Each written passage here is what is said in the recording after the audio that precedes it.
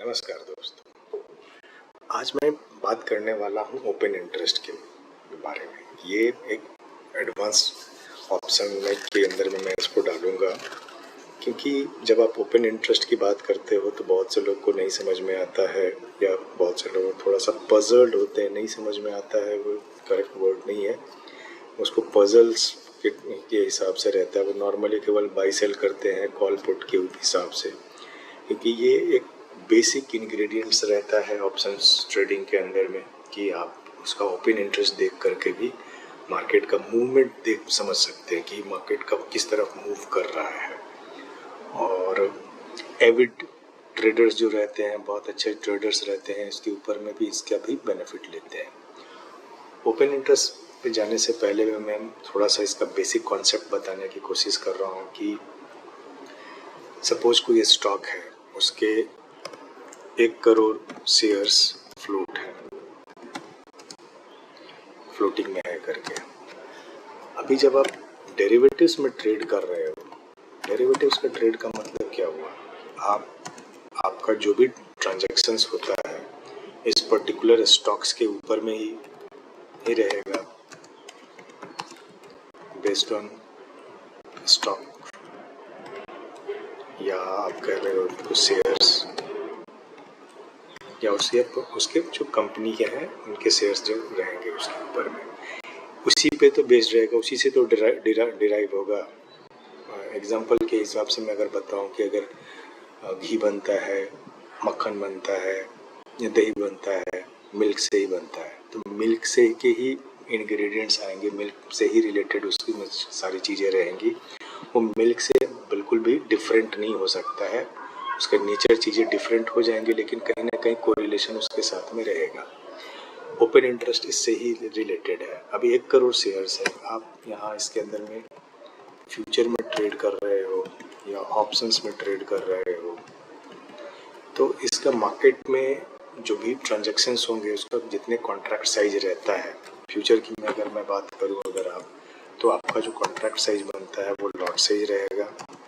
Lot size में कितने number of shares exchange की तरफ से डिफाइन रहता है, उसको मल्टीप्लाई करते हैं आप कॉन्ट्रैक्ट प्राइस के हिसाब से। जो भी लॉट साइज रहेगा उसके कॉन्ट्रैक्ट प्राइस के ऊपर में रहेगा। ऑप्शंस में जो भी लॉट चीज़ें आएंगी वो लॉट साइज,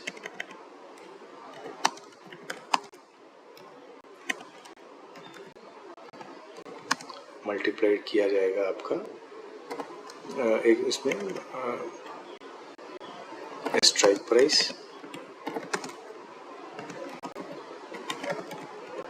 के हिसाब से पूरा कॉन्ट्रैक्ट साइज जो रहेगा उसमें आपका प्रीमियम का जो प्राइस रहता है वो भी आप पे कर देते हो। ठीक है, ये आपका कॉन्ट्रैक्ट साइज बनता है इस तरीके से।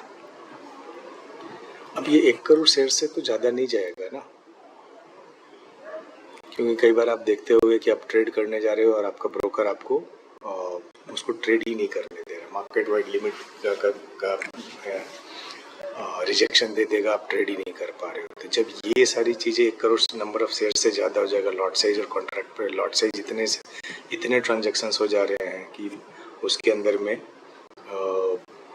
जब सेटलमेंट की बात आएगी तो 1 करोड़ शेयर से ज़्यादा हो गया, तो ब्रोकर या एक्सचेंज उसमें उससे ज़्यादा की, क्योंकि कंपल्सरी डिलीवरी हो चुका है इसके अंदर में, स्टॉक्स के अंदर में, तो आप उससे ज़्यादा ट्रेड नहीं कर पाओगे। तो जब तक पुराने लोग अपनी पोजीशन से स्क्वायर ऑफ नहीं करेंगे तब तक आपको उसमें नई एंट्री नहीं बन पाएगी। स्क्वायर ऑफ करना अलाउड रहेगा लेकिन नई एंट्री नहीं बनेगी आपके। तो यहाँ पे ओपन इंटरेस्ट देखना पड़ता है। ओपन इंटरेस्ट की बहुत ज़्यादा रिक्वायरमेंट रहती है कि पुट कॉल रेशियो कैसे चल रहा है उसके हिसाब से।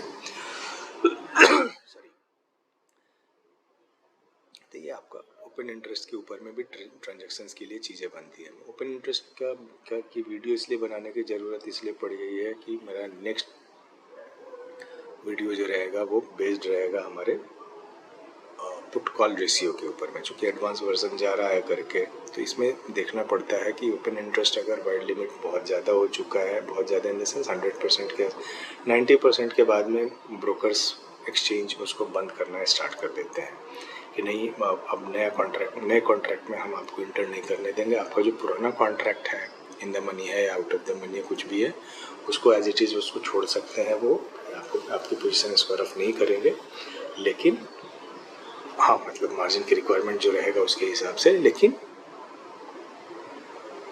नए इंट्रेंट नहीं आ पाएंगे। इंट्राडे के लिए शायद कर भी दें अगर आपका इंटेंशन इंट्राडे का है तो, क्योंकि ओपन इंटरेस्ट जो होता है वो है कि कितने कॉन्ट्रैक्ट साइज अभी के अभी लाइव हैं, उन्होंने स्क्वायर ऑफ नहीं किया। अभी ओपन इंटरेस्ट को डिस्कशंस करने के लिए मैं अगर बात करूं, कोई एक प्लेयर है ए, उसने एक अपना इंटर किया, एक लॉट से एक कॉन्ट्रैक्ट लिया उसने, पहले पुट या फ्यूचर ऑप्शंस में लिया, बी ने ए ने बाई किया,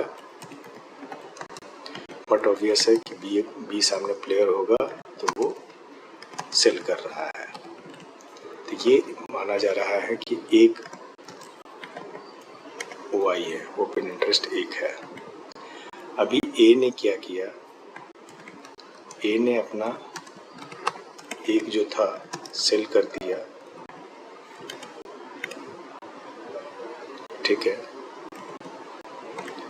और सी जो आया उसने बाई कर लिया, ट्रांसफर हो गया।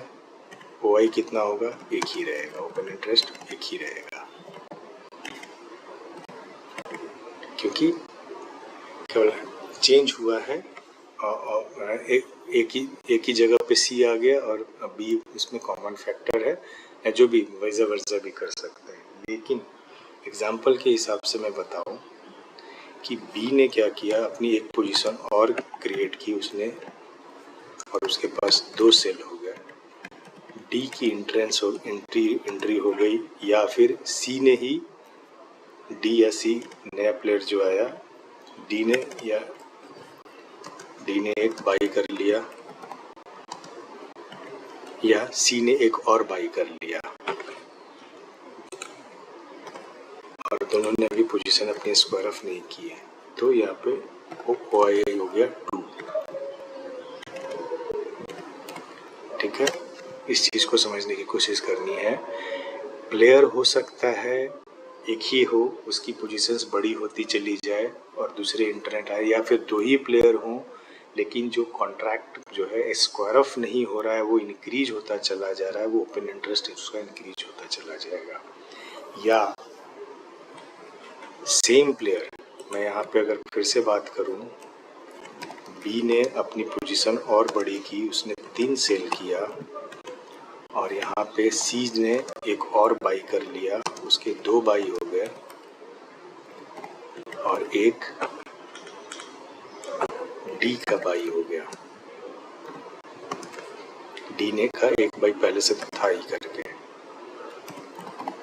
तो यहाँ OI जो है ओपन इंटरेस्ट यहाँ पर 3 हो गए। तो ये जैसे जैसे इंक्रीज होता चला जाएगा उस तरीके से आपका OI उसके हिसाब से बढ़ता चला जाएगा। इस चीज़ को समझने की कोशिश करनी पड़ेगी हमें। ये ओपन इंटरेस्ट की का कॉन्सेप्ट धीरे धीरे जैसे एडवांस लेवल पे मैं अपना बढ़ाता चला जा रहा हूँ, वहाँ पे ये सारी चीज़ें आनी चली स्टार्ट हो जाएगी। तो ओपन इंटरेस्ट के हिसाब से भी आप यहाँ पे ट्रांजैक्शंस कर सकते हैं, क्योंकि उसके ऊपर में पुट कॉल रेशियो जो रहता है वो उस पे ही रहता है। जो स्क्वायर्ड ऑफ होते चले जाते हैं, नीचे की तरफ चले जाते हैं। आप कई बार टर्मिनोलॉजीज वगैरह सुनते होंगे ओपन इंटरेस्ट को लेकर के कि शॉर्ट कवरिंग हो रहा है, लॉन्ग बिल्टअप हो रहा है, शॉर्ट बिल्टअप हो रहा है, शॉर्ट कवरिंग हो रहा है। उसमें ये ओपन इंटरेस्ट की ही चीज़ें रहती हैं लॉन्ग बिल्टअप करने के। इसके लिए मैं अलग से एक वीडियो बनाऊंगा। पहले मैं सिर्फ एक बेसिक कॉन्सेप्ट बताने की कोशिश कर रहा हूँ। ओपन इंटरेस्ट ऑप्शंस के एडवांस लेवल का बेसिक सही है कि इसमें ये सारी चीज़ें रहेंगी। ये टर्मिनोलॉजीज अगर आपके अंडरस्टैंडिंग में रहेगा तो काफ़ी आसान हो जाएगा आपको। जब हम लोग ट्रेडिंग से रिलेटेड, ऑप्शन से रिलेटेड जो स्ट्रेटजीज बनाएंगे, वहाँ पे ये वीडियो आप लोग के लिए काफ़ी काम आएगा। इसलिए मैं ये वीडियो बना रहा हूँ। ओपन इंटरेस्ट का कॉन्सेप्ट इस तरीके से बढ़ता रहता है। ओपन इंटरेस्ट 3 हो गए।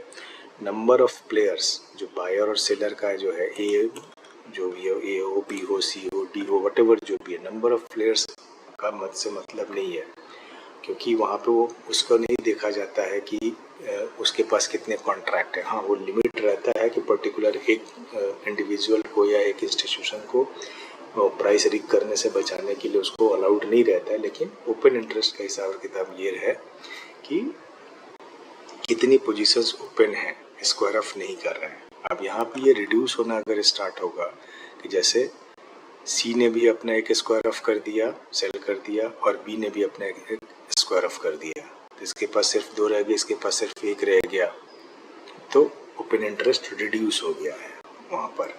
तो ओपन इंटरेस्ट रिड्यूस अगर हो गया है तो वहाँ पे उसकी कैलकुलेशन आ जाएगी वहाँ पर, जहाँ पे अगर वो मार्केट वाइड लिमिट 90% से चला जाता है, ओपन इंटरेस्ट इतना बढ़ गया है कि वो नंबर ऑफ शेयर्स जितने, मैं एग्जांपल पे 1 करोड़ शेयर्स लिया था कि उसके 90 लाख के शेयर्स का कॉन्ट्रैक्ट हो चुका है, तो वहाँ से एक्सचेंज या ब्रोकर उसको रोकना स्टार्ट कर देगा कि अब नई पोजीशंस नहीं बन पाएंगी, क्योंकि इसके अंदर में कंपल्सरी डिलीवरी वाली चीज़ें रहती हैं और एक लिमिट होगा ना किसी भी चीज़ का कि कितने सारे ट्रेड्स करोगे, कितना नंबर ऑफ पर्टिकुलर एक ही शेयर्स के अंदर में सब लोग घुसे चले जा रहे हैं और जितना शेयर मार्केट में है नहीं, मतलब एक कंपनी ने दिया नहीं, उससे ज़्यादा के कॉन्ट्रैक्ट हो जाएंगे, तो ये अपने आप में एक स्कैम हो जाएगा।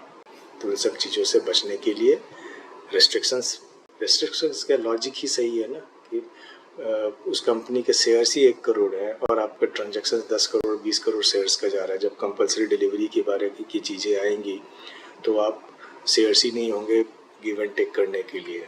बायर को अपने डीमैट में शेयर्स चाहिए, इन द मनी वाला रहेगा तो, और सेलर के पास में शेयर्स है ही नहीं और वो सेल किए चला जा रहा है, तो फिर पूरा का पूरा एक्सचेंज ही कोलैप्स हो जाएगा कि भाई कोई हिसाब किताब ही नहीं है, स्कैम ही बन जाएगा। इसलिए ओपन इंटरेस्ट का कैलकुलेशंस वगैरह जो रहता है उसके ऊपर में आपको बेसिक इन्फॉर्मेशन होनी चाहिए एडवांस लेवल पर, ठीक है। इसके ऊपर से के ऊपर में जब आप पुट कॉल रेशियो वगैरह देखेंगे तो उसमें ओपन इंटरेस्ट की वाली सारी चीज़ें रहती है।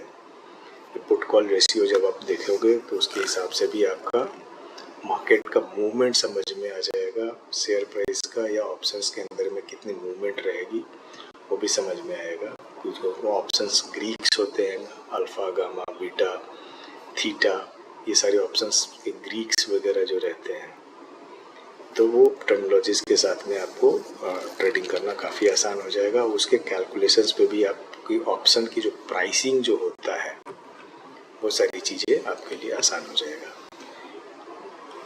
आज के इस वीडियो का आज का इतना ही है करके, क्योंकि अब एडवांस लेवल पे मैं धीरे धीरे बढ़ता चला जाऊंगा, तो वहाँ पे टर्मिनोलॉजीज मेरे पुराने वीडियोस देख करके आप बेसिक्स के इन्फॉर्मेशन ले सकते हैं। और एडवांस लेवल के ऊपर में जब मैं स्ट्रेटजीज के बारे में बताऊंगा तो आपके लिए काफ़ी आसान हो जाएगा पैसा बनाने के लिए। Technical analysis is a different thing, options के trading is a very different thing. दोनों को कोरिलेट करके अगर आप चलोगे तो काफ़ी आसानी से आपको पैसा बनता चला जाता है। पैसा बनाना तो मोटिव है, लेकिन अगर आपको टर्मिनोलॉजीज वगैरह नहीं समझ में आएंगी, उसके कॉन्सेप्ट क्लियर नहीं रहेंगे, तो फिर थोड़ी सी पजल्स हो जाएगी। जैसे सेटलमेंट वीक जो रहता है, सेटलमेंट में मार्जिन की रिक्वायरमेंट होती है, उस समय में भी आप देखो कि बहुत तेज़ी से ओपन इंटरेस्ट रिड्यूस होगा, क्योंकि जिनके पास कम पैसे रहते हैं और ऑप्शंस के ट्रेड करते हैं उनके लिए मार्जिन की रिक्वायरमेंट आती है, तो वो वहाँ पे ब्रोकर उनके पोजीशंस स्क्वायर ऑफ करना स्टार्ट कर देता है इन द मनी वाली चीज़ों को लेकर के। तो तेज़ी से ओपन इंटरेस्ट कम होगा तो वो भी उसको मार्केट के मूवमेंट को भी वो इम्पैक्ट करता है। आज के लिए इतना ही, धन्यवाद।